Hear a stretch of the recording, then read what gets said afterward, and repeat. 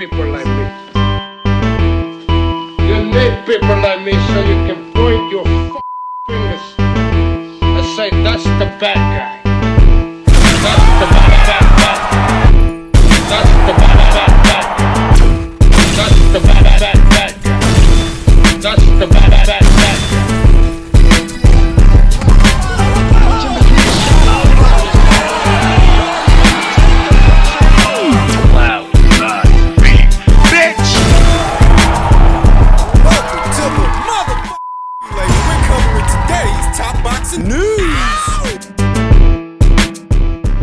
Okay, we'll start with this. The latest developments in the IBF's super flyweight rank standings as the United Kingdom's own unbeaten up-and-comer Emma Dolan is ranked at number 1, and rumor has it she will be challenging for the IBF title in her very next fight against the long-reigning champion Irma Garcia of Mexico.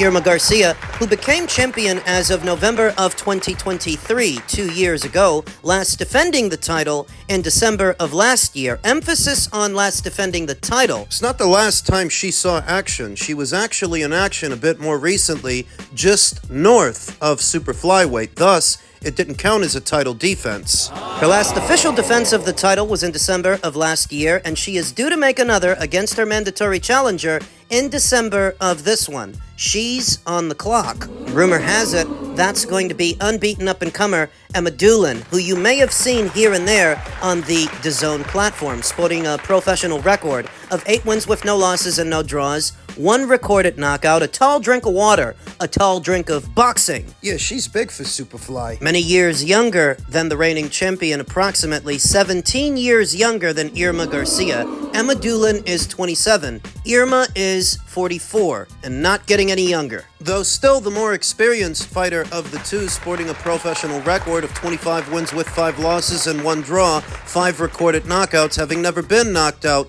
in 31 professional bouts. Last in action in June of this year opposite the ring, Maria Sandoval, who she stopped in the 6th round of a contest scheduled for 8 north of super flyweight at Bantam.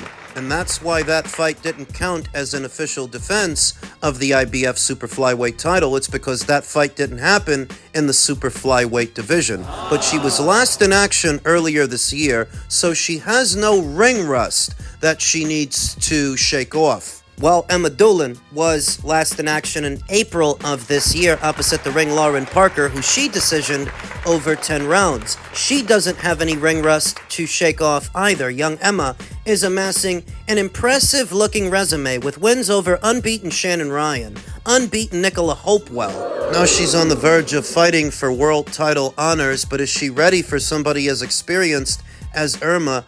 I think she's about as ready as she's going to be. Irma is the oldest reigning champion at super flyweight at 44 years old, thus making her an opportune target for a world title. In spite of all her experience, at 44 years old, she's ripe for the picking. Emma Dolan, being a tall drink of boxing, I figure she's going to leverage her physical dimensions against Irma Garcia to manage the real estate and the space at which the fight is being fought, to walk Irma into counters. If nothing else, that will be the strategy, though whether or not that's going to work is something else. We'll see what Irma has to say about it, and right before your eyes, a new crop of champions is sprouting in the super flyweight division. The landscape is changing. You could give young Emma Dolan decent odds to win this fight. I think her experience in the Shannon Ryan fight will service her best, as Shannon Ryan is a very athletic and aggressive fighter that likes to crash the pocket, throw punches and bunches.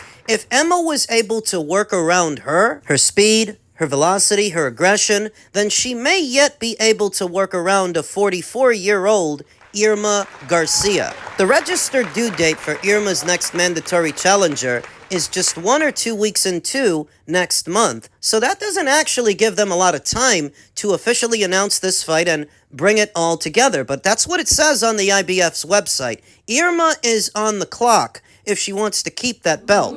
Over to the men's Ring IQ pound-for-pound list, where some updates are in order as a result of this past weekend's action. Bam Rodriguez, in the last set of rank standings, was ranked at number 8, just behind unified 2-weight world champion Zurdo Ramirez, but as a result of collecting another world title from another unbeaten champion, he advances to the number 6 spot for having been a world champion at 2 weights and having beaten 4 reigning champions across those 2 weights. He beat Sonny Edwards at flyweight, Gallo Estrada at Superfly, Fumalela Kafu, and more recently Puma Martinez this past weekend on the undercard of Ring 4, Night of Champions, in what was a dominant performance. 2 world champions, 2 unbeaten world champions, back to back. That's why he didn't just move up 1 spot, he moved up 2. Points for style, as he's been dominant in all of these fights. and closing strong. He hasn't just been beating these guys, he's been knocking them out. So Bam Rodriguez moves up to the number 6 spot, very close to cracking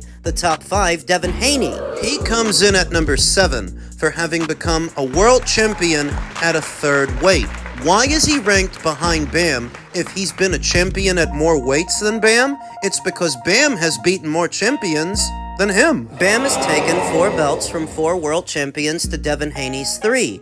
Devin won 3 world titles from George Kambosos at lightweight, 1 from Regis Prograis at super lightweight, and this past weekend he won 1 more from a then unbeaten Brian Norman, which is good, but it's not better than what Bam's been doing. Bam beat more champions than he did, and did it in better fashion because he didn't just beat them, he stopped them. So points for style. Well, what about Devin Haney having been undisputed? Doesn't that count for something? Well, yeah, but I mean, who did he actually fight to become undisputed? George Kambosos? He only had to fight 1 guy for all those belts. It's not like he had to run a gauntlet like what you saw with Inoue or what you saw with Usyk. I would argue that Bam is running a better gauntlet for undisputed right now at Superfly than Devin did at lightweight. Devin only had to fight 1 guy for most of those belts. And that 1 guy that he fought is not more impressive than, say, beating long-reigning champion Gallo Estrada, one of the Fab 4 in the super flyweight division. One of the 4 kings. Think about Bam's resume and who's on there. 3 of the 4 kings. Carlos Cuadras, Sor Rungvisai, Gallo Estrada. There were people trying to criticize Bam's wins over those fighters, saying that they were old and over the hill. So fast forward, he beat an unbeaten champion in his prime in Sonny Edwards, another unbeaten champion in Fumalela Kafu, and another unbeaten champion this past weekend. Points for style. Not only does Bam already have a more impressive resume with better names than Devin Haney, but Bam's beaten his guys better than Devin is beating his. Bam's actually stopping him. Bam was just as dominant with Puma Martinez this weekend as Devin Haney was when he fought George Kambosos and Regis Prograis. The difference? Bam finished his food. Knocked the guy out. So if Bam Rodriguez is ranked 1 spot ahead of Devin in spite of having not been undisputed, that's the logic. But it also helps that Bam is only 1 belt away from undisputed, and his undisputed run compared to Devin's is more impressive. Bam has a better, deeper resume than Devin without any of the controversy. As a lot of people didn't think Devin actually beat Vasyl Lomachenko, that was a contentious decision. And what happened in the Ryan Garcia fight, while it may be stricken from the record, it's not stricken from our memories. We all know what we saw, and so for that, Bam comes in at number 6, Devin comes in at number 7, Shakur S. Stevenson drops down to number 8. Why? Well, it's because Shakur's got a good resume, but it's not deeper than Bam's, and it's not deeper than Devin's. So right now, he's at number 8. The saving grace for him is he's supposed to be fighting Teofimo Lopez early next year, and if he can beat him. Remember how it works. No fighter coming off a loss absent of a world title is allowed to maintain a rank. Teofimo would be ejected from the list, which would create a vacancy. Bam would then move up to number 5. Shakur Stevenson would shoot past Devin Haney and move up to number 6. For beating Teofimo? Style points matter also. How handily Shakur Stevenson beats Teofimo Lopez, but yes, a win over Teofimo is better than a win over Regis Prograis, better than a win over Brian Norman, and better than a controversy with Vasyl Lomachenko. Unified Cruiserweight 2-weight world champion Zurdo Ramirez drops from number 7 down to number 9. Why? Hasn't been that active this year. He only had one fight, the fight back in June with his mandatory challenger, Uniel Dorticos. If he would have had a unification match with either Jayo Pataya or Badu Jack, that would have helped. But the fact that he only fought once this year and he didn't unify with the other 2 champions at the weight, that has allowed these fighters to move past him. What happened to Stephen Fulton? Stephen Fulton, 2-weight world champion Stephen Fulton, briefly ranked at number 10 at the very bottom, in the most danger of being bumped off, was bumped off by the re-emergence of Devin Haney. Devin re-emerging at number 7 caused Stephen Fulton to drop off the list and moved Emmanuel Navarrete down to number 10, ahead of his unification match with Sugar Munez. Now, Emmanuel is the one in the most danger of being bumped off. Back over to Bam. If Bam gets the winner of Wilibaldo Garcia versus Kenshiro Taraji and becomes the super flyweight division's undisputed champion, based on his existing resume so far and what that would add to it, he would then move into the top 5. And that's what I read a few weeks ago. I think it was in a Boxing Scene article or a Ring Magazine article, one of them, that before Bam leaves this division, he's going to try for undisputed, which is the right thing to do, because when is the last time the super flyweight division even had an undisputed champion? I don't know that there's ever been one, let alone in the 4-belt era. I think that Bam might be the first, if he actually does it. And if he actually does it, his undisputed run, comparatively, would be a lot deeper than what you saw from Devin Haney. You hear me say it all the time that not all undisputed runs were created equal. There is a legitimate argument that Devin's undisputed run was the weakest undisputed run of all the undisputed runs we've seen in the last 7 or so years. Because he only had to fight one guy. And let's be honest, the guy that he fought really wasn't that good. George was a one-hit wonder. Like Vanilla Ice and 12 Feet of Snow. And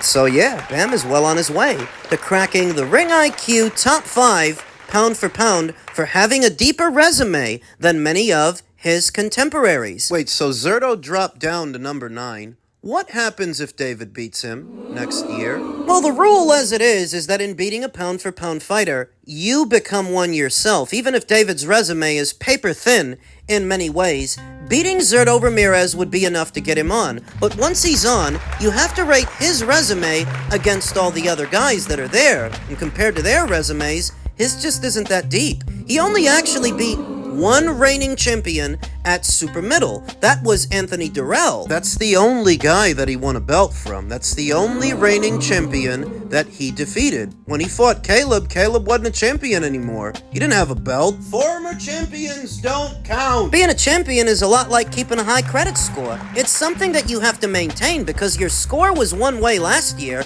That doesn't mean it's going to be that way this one. You have to maintain it. And your status as a champion, it's the same thing. You lose your belt, you're not a fucking champion anymore. If you're not bringing a belt for the other guy to win, then how are you a champion? So David only actually beat one reigning champion at super middle, no reigning champions at light heavy. Remember, he was an email champion at light heavy. He was elevated to the title. He didn't win it from anybody. Now headed to the cruiserweight division for unified champion Zerto Ramirez, who if he beats him, that will be only the second world champion that David has fought across 3 weight classes, which isn't terrible, it isn't bad, but it is thinner than what you get from these other guys, than what you get from Shakur and Devin and Bam. Bam! So David might come in somewhere in between number 9 and number 10, because bear in mind, we're talking about a fight that's supposed to be all the way out there in May. Plenty of time for things to happen that might affect the list, but that is how it would break down. That's it. Thinking media, Eddie Hearn, it's 7 a.m. I think it is,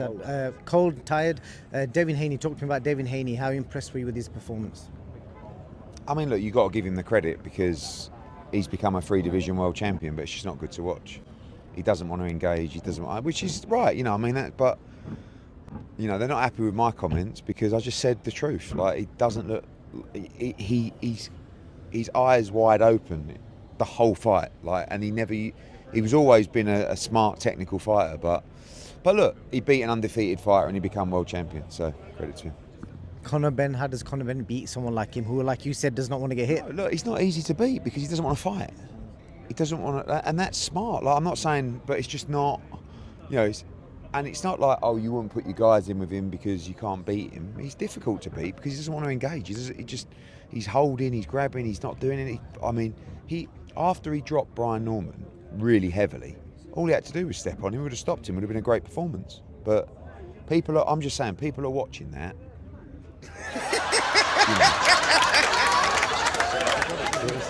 With Conor tonight and Turkey, have they suggested anyone else other than Devin? We're in a winner of Ryan Garcia against Maris Barros. Las Vegas, Cinco de Mayo. That's what we want. Okay. Last thing. Some people are looking at this and saying that it's hypocritical of Eddie Hearn to talk down Devin's performance after he used to put him on a pedestal. He used to promote him. He used to talk him up. Now he's talking him down. Golden Boy Promotions' attack dog, Rick Glacier, said, Eddie Hearn, you're the biggest hypocrite in boxing. When you promoted Haney, he was the greatest. Now you want to keep your latest pet, Conor Benn, away from Haney. So now you say Haney's horrible to watch. Yeah, Rick, and you picked Brian Norman to beat Devin, remember? So what, you're Devin's biggest fan now? Some would say that you're a hypocrite. Rick continued, you're a fucking hypocrite. Ego Eddie, stop with your babaluba. And you may as well be a Golden Boy Promotions employee, Rick, because that's the only reason you keep having a go at Eddie. It's because you're all clicked up with them. The bottom line is what Eddie Hearn said true or not? Was that a good performance? Were you guys out there entertained by that? Because I wasn't. I notice a lot of people do that these days. They don't want to address what's being said. They instead try to argue about something else. In Rick's case, he wants to argue about how Eddie is a big hypocrite. Because you're not? Was Devin's performance entertaining or not? If you showed that to somebody that doesn't really take in a lot of boxing, is Devin's performance the kind of performance that would make them a fan? If you showed people Devin's fight with Jose Ramirez, if you showed them his fight this past weekend with Brian, what is the likelihood that those performances would make fans out of casuals? It's not likely at all. Devin can be a skilled boxer and effective with his style, but that doesn't make him entertaining. Is Eddie Hearn protecting Conor Benn from Devin Haney by targeting Ryan instead? I wouldn't say that. They had their eyes on Ryan and what could soon be his WBC title before Devin beat Brian. They were already looking in that direction. Conor and Ryan already had a back and forth on Twitter before this past weekend's fight. So no, I wouldn't say that. If they're not targeting Devin specifically, and just imagine, what would Devin's financial demands be for a Conor Benn fight to where dealing with Devin could be very difficult? Gotta pay him through the nose so that he can sidle around the ring and occasionally throw a jab. Homo fighting. Nobody really wants to see that shit, and that style of fighting isn't what draws people to combat sports. It's brutality that they're looking for, and they're not gonna get that from a Devin Haney fight. It's only a few boxing hipsters. A minority within a niche. That claim to, like Devin Haney's style of fighting, well, good for you, but most people don't want to watch that shit. And that was true before Eddie started promoting Devin Haney. That was true after he stopped promoting him. It's true now. Most people don't want to watch that shit. Think you're saying something because Eddie Hearn was talking up Devin when he was his promoter? Well, that was his fucking job, genius. And now that it's not his job anymore, he doesn't have to pretend. Simple as.